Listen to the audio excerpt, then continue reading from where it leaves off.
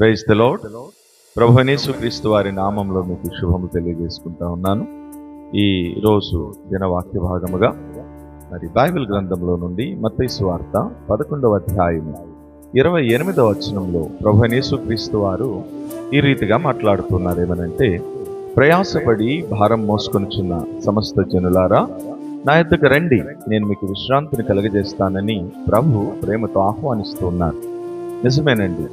ఈ రోజున మనం దేవుని దగ్గరికి వస్తే దేవుడు మనకి నెమ్మదిని, విశ్రాంతిని, శాంతిని, సమాధానం ఇస్తానని ప్రేమతో పిలుస్తున్నారు. కానీ సమాజంలో చాలామంది మనుషులు యేసుక్రీస్తు దగ్గరికి వెళితే అదేదో మతం మార్చేస్తారు అనే తప్పు భావనలో వారు జీవిస్తున్నారు. కానీ యేసుక్రీస్తు మతాలు మార్చేటటువంటి దేవుడు కాదు, ఆయన మనసు మార్చేటటువంటి దేవుడు.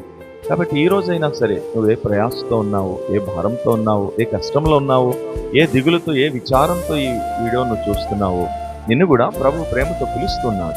ఈ రోజైనా నువ్వు ఆయన దగ్గరికి వస్తే ఆయన నీ భారము, నీ బాధ, నీ కష్టాలన్నీ తీసివేసి ఆయన నీ హృదయంలో చెప్పనశక్యమును, మహిమాయుక్తమైన సంతోషమును, సమాధానమును ఇవ్వడానికి సమర్థుడు.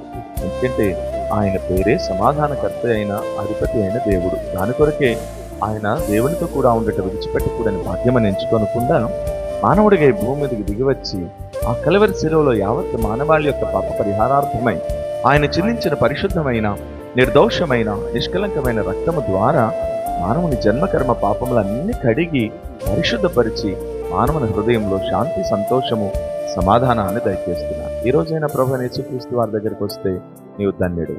Praise the Lord. Thank you.